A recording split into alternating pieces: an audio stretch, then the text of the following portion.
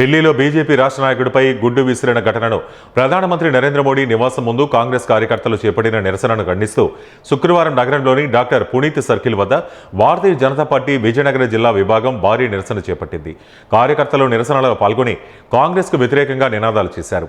కాంగ్రెస్ నాయకులు ప్రజాస్వామ్య విలువలను ఉల్లంఘించి రాజకీయ కార్యకలాపాలకు బాటపడుతున్నారని ఆరోపించారు.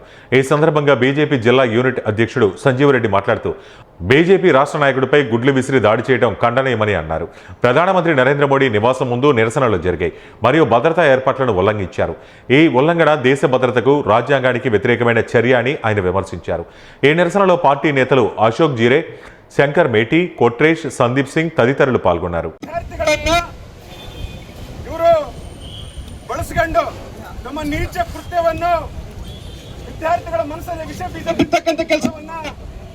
ಇವತ್ತು ಯಾವ ಕಾರಣಕ್ಕಾಗಿ ಈ ದೇಶದಲ್ಲಿ ಅರಾಜಕತೆ ಉಂಟಾಯ್ತು, ಯಾವ ಕಾರಣಕ್ಕಾಗಿ ತಕ್ಕ ಪಾಠ ಕಲಿಸಬೇಕಂತೇಳಿ ಒಂದು ಶಾಂತಿ, ಸುವ್ಯವಸ್ಥೆ ಮತ್ತು ಸಂವಿಧಾನಕ್ಕೆ ಏನೋ ಕಟಿಬದ್ಧವಾಗಿರ್ತಕ್ಕಂಥ ಬಿಜೆಪಿ ಸರ್ಕಾರವನ್ನ ಅಧಿಕಾರಕ್ಕೆ ತಂದ್ರು.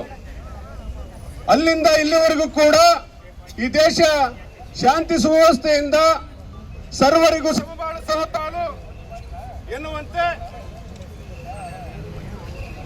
ಪ್ರತಿಯೊಬ್ಬ ನಾಗರಿಕರು ಕೂಡ ಈ ದೇಶದಲ್ಲಿ